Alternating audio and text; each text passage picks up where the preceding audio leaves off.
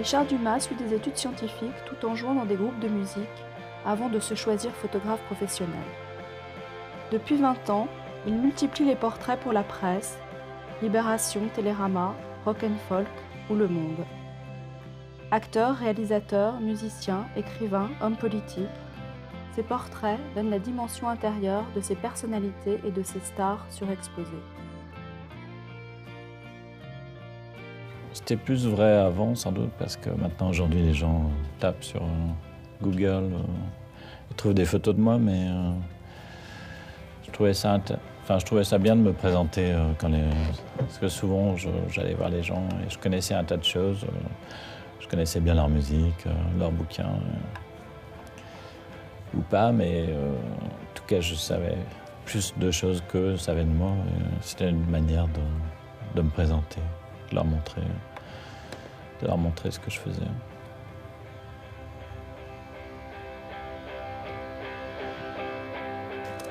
Parfois, je leur disais, si ça vous plaît pas, vous pouvez me foutre à la porte. Je me laisse surtout inspirer par ce que je vais découvrir des gens. C'est ça qui m'intéresse en photographie. Génial.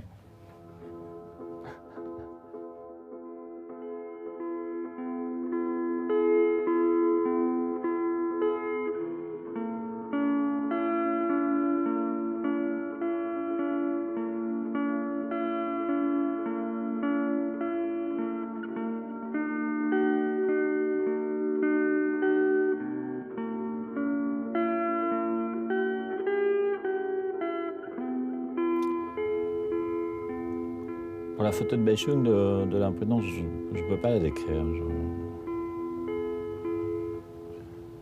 Ou alors, si je pouvais la décrire, je ne l'aurais pas choisie et eux ne l'auraient pas choisie. Donc je ne peux pas la décrire.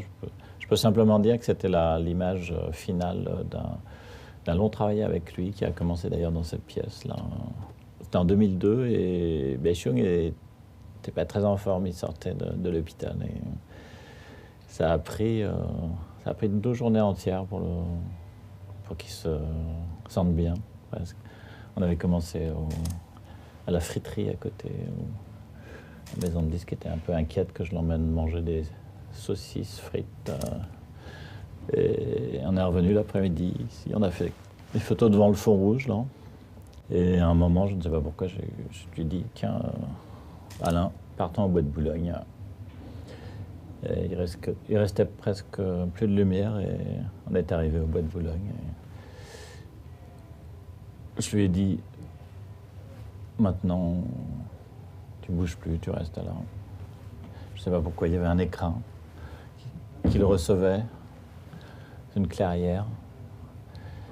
Et je vous assure, c'est vraiment là. C'est un peu comme le film de Robert, le rayon vert qui éclaire la photo. Et on s'est arrêté là. Le lendemain, je l'ai appelé, je lui ai dit, là, il me semble qu'à la fin de la séance, on commençait vraiment à travailler. Il faudrait qu'on reparte tout à zéro. J'étais vraiment inquiet. Et Beichung m'a dit, t'inquiète pas, ça va être bien, t'inquiète pas, on ne va pas en refaire. Voilà. Dans un premier temps, ça m'a semblé totalement raté, ce qu'on avait fait à la fin. Et ce n'est que par un accident de chambre noire que j'ai découvert qu'il y avait quelque chose à en faire. J'ai raté l'exposition de la photo.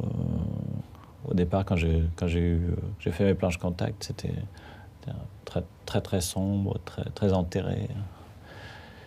Et ensuite, je me suis mis à tirer ça et à un moment, je me suis trompé sur l'ouverture du diaphragme de l'agrandisseur et en fait, je me suis retrouvé transporté involontairement dans autre chose. La photographie, on agite des fantômes.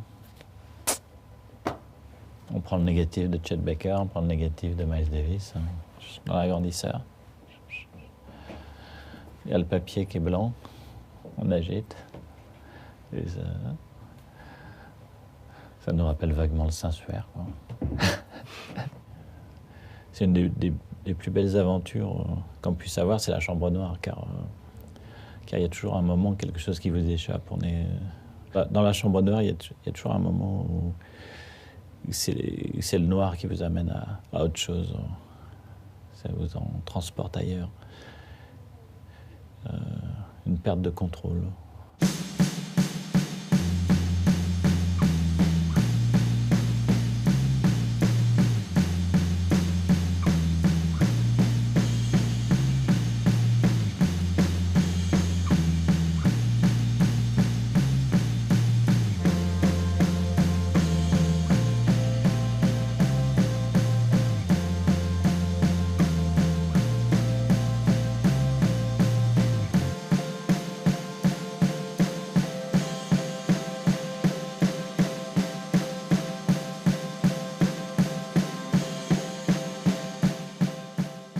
Il était évident pour moi qu'un jour, une image de Bashung par Richard serait une pochette de disque.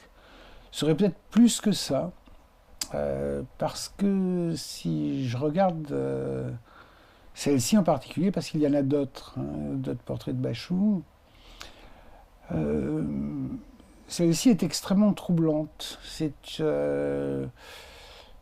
la photographie d'une statue.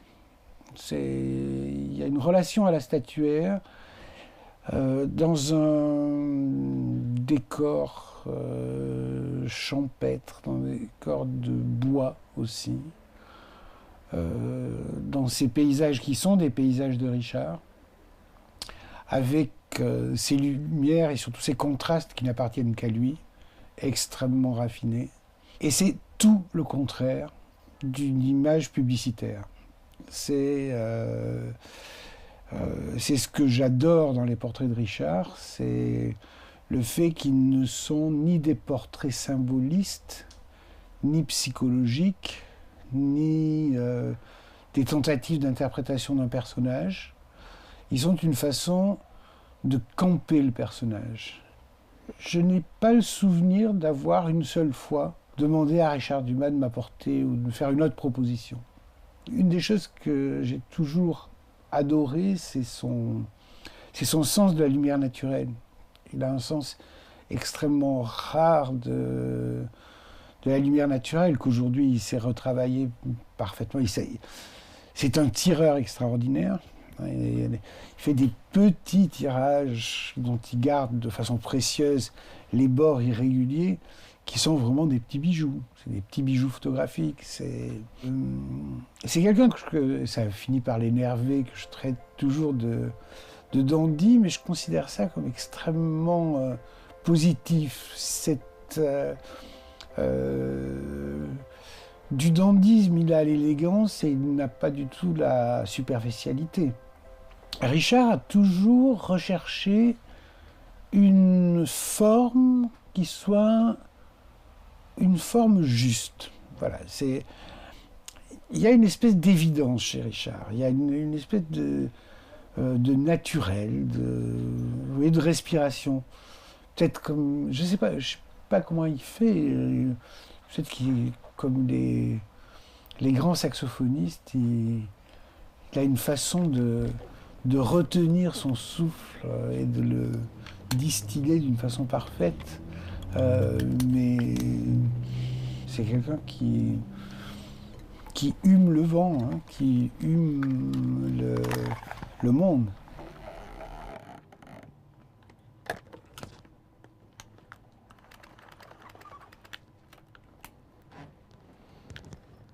Quand je fais un portrait, je cherche à faire une image dont je ne me lasserai pas, que je pourrais regarder sans cesse et qui ne s'épuiserait pas. Qui au contraire se régénérerait sans cesse. Un peu plus proche.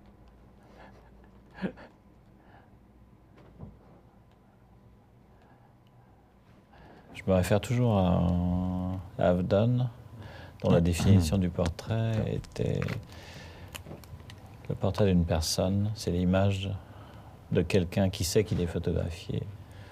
Et ce qu'il fait de cette connaissance est aussi important que ce qu'il porte comme vêtement ou ce à quoi il ressemble. We are all performers. I like to perform. On est tous des acteurs. Et moi, j'aime bien être en scène, moi aussi. C'est l'arroseur à arroser. Voilà. C'est pas mal. C'est l'avantage, je ne sais pas si c'est bien d'en parler, mais c'est l'avantage de l'argentique sur le numérique. Enfin, pour moi, c'est un avantage. C'est qu'on avance dans les ténèbres. Plus ça va, plus on accumule de l'inquiétude, plus on accumule du noir. On est inquiet pour tout. Est-ce qu'il va y avoir quelque chose? On ne vérifie rien. En numérique, que j'ai pratiqué il y a une dizaine d'années, on est sans cesse des retours en arrière. On vérifie ce qui est absolument humain. Ça, on ne peut pas s'empêcher de vérifier. Donc on va en arrière. Et à un moment, je me suis dit, don't look back. On va en avant. On est tendu vers l'avant, on est de plus en plus inquiet. Et je pense que c'est bien pour le résultat. Ouais. Je suis jamais vraiment sûr de rien, vous savez.